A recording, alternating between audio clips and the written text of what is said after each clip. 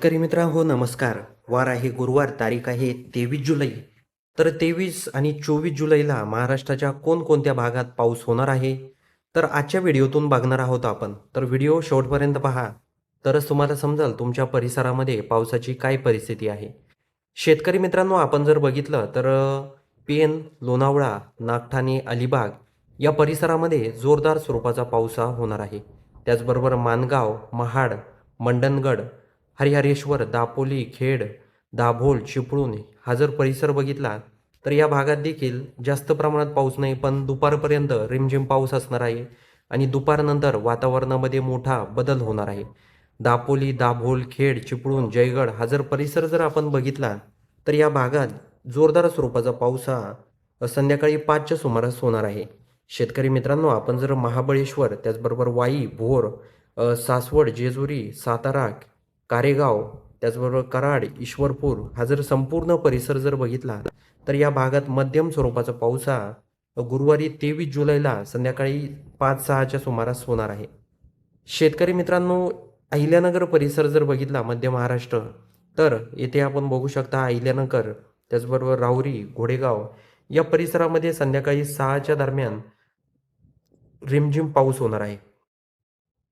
आपण जर दिवसभर जर बघितलं तर या भागात म्हणजे जास्त काही पाऊस वगैरे नाही आहे, पण संध्याकाळी पाऊस होणार आहे. दिवसभर या भागात ढगाळ वातावरण असणार आहे. त्याचबरोबर आपण जर श्रीरामपूर, लोणी हा परिसर बघितला, संगमनेर, तर या परिसरामध्ये देखील ढगाळ वातावरण असणार आहे.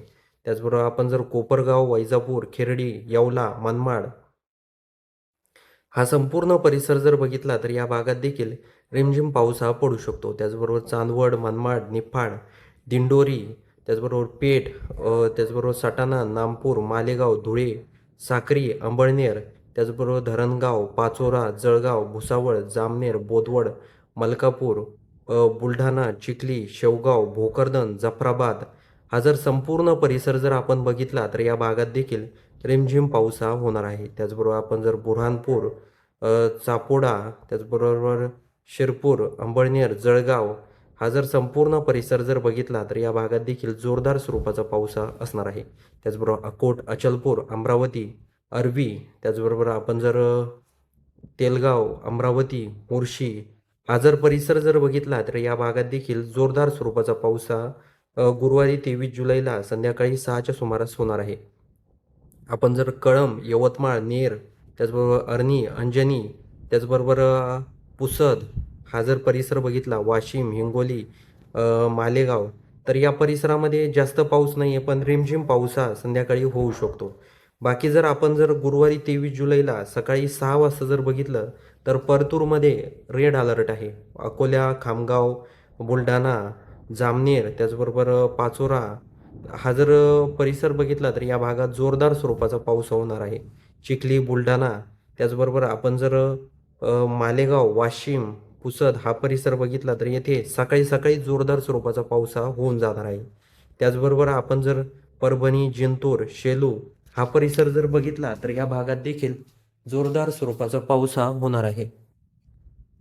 शेतकरी मित्रांनो आपण जर अंबाजोगाई, केज, कळंब, तेर, धाराशिव, तुळजापूर, लोहारा, त्याचबरोबर नलदुर्ग, उमरगा हा जर परिसर बघितला तर या भागात आपल्याला पूर्णपणे इथे कोरडं वातावरण दिसत आहे. संध्याकाळी देखील या भागात कुठलाही पाऊस आपल्याला काही दिसत नाही आहे.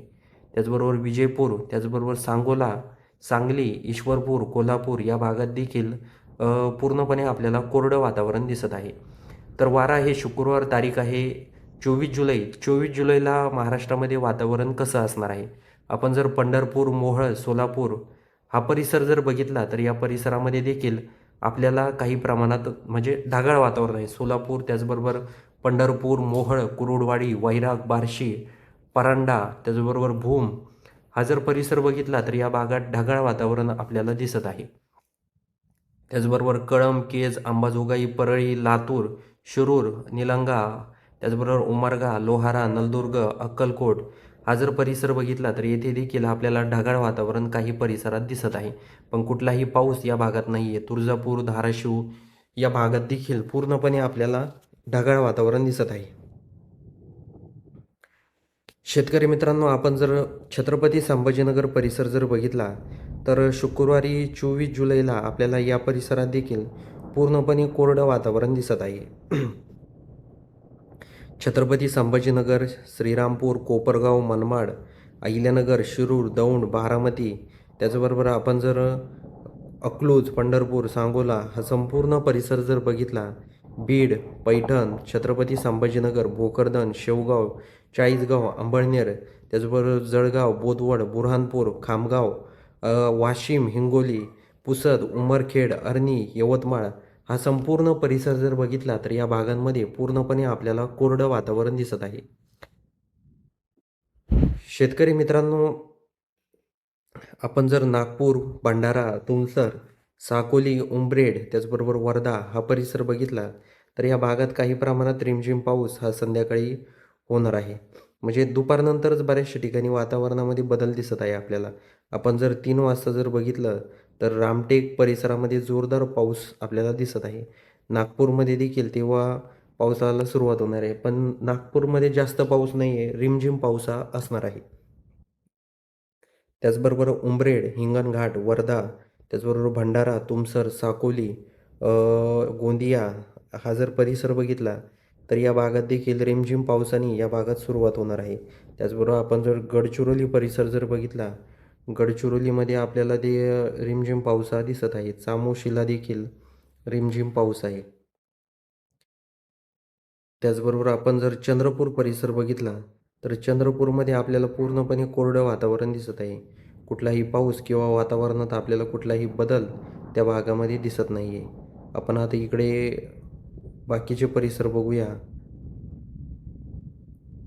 इथे अंबळनेर आहे, जळगाव आहे, धुळे आहे, शिरपूर आहे, साक्री आहे, मालेगाव आहे, सटाणा आहे, नंदुरबार, त्याचबरोबर नवापूर हा परिसर बघितला तर येथे देखील म्हणजे जास्त प्रमाणात पाऊस नाही आहे, पण पाऊस या भागात होणार आहे.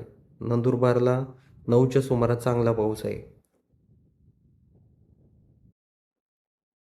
शिरपूरला देखील तीच परिस्थिती असणार आहे. वालसड, वापी, पेठ, त्याचबरोबर वडा, बोईसर, वसई, विरार, कोळगाव, बदलापूर, त्याचबरोबर पेण, लोणावळा, मुरुड, जंजिरा, लवसा, महाड, दापोली, महाबळेश्वर, चिपळूण, रत्नागिरी हा संपूर्ण परिसर जर बघितला तर या भागात रिमझिम पावसापासून सुरुवात होणार आहे आणि संध्याकाळी जोरदार स्वरूपाचा पाऊस या भागामध्ये होणार आहे. तर शेतकरी मित्रांनो, आपण 2 दिवसाचा हवामानाचा अंदाज या व्हिडिओच्या माध्यमातून सांगितलेला आहे. गुरुवारी 23 जुलै आणि शुक्रवारी 24 जुलै असा 2 दिवसाचा. हा व्हिडिओ तुम्हाला कसा वाटला हे आम्हाला कमेंट बॉक्समध्ये नक्की सांगा आणि आपल्या चॅनलवर तुम्ही नवीन असाल तर सर्वात आधी आपल्या चॅनलला लाईक, शेअर, सबस्क्राईब करायला विसरू नका.